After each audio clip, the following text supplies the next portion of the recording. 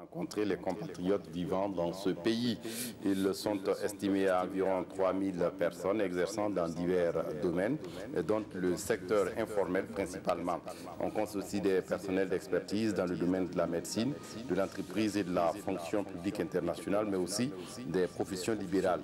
Les débats avec le chef de l'État burkinabé ont tourné autour des élections de 2020, l'adoption de la nouvelle constitution, mais aussi les questions politiques et sécuritaires.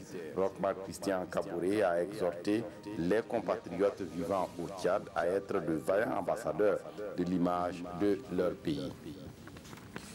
Après Gawa au Burkina Faso en novembre 2018, Ouaga, capitale du Upper West région au Ghana, a accueilli du 12 au 13 mars dernier la deuxième rencontre tripartite frontalière Bunkani Sud-Ouest Upper West.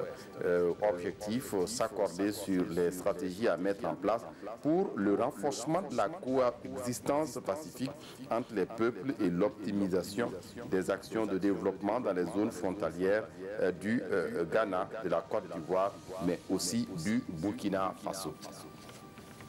Un atelier international sur l'urbanisation de Ouagadougou vient de s'achever ce 15 mars dans la capitale burkinabé.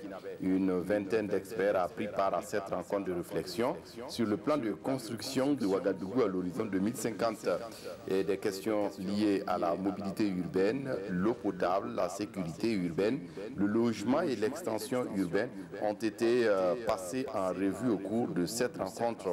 Face à une ville de Ouagadougou qui s'étend en contenu, la prospective est donc tournée vers le changement de mode de vie. Dans plus de 100 pays, des milliers de lycéens et étudiants ont séché les cours contre le réchauffement climatique.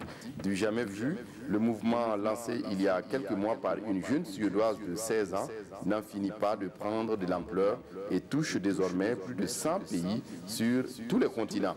Dans le monde entier, du Japon au Canada, en passant par l'Europe, des centaines de milliers de lycéens et de collégiens ont séché les cours vendredi donc pour manifester en faveur d'une action plus rapide et plus franche contre le réchauffement climatique. C'est tout pour ce flash. Je vous retrouve à 20h pour d'autres actualités. D'ici là, excellente suite de programme. Au revoir.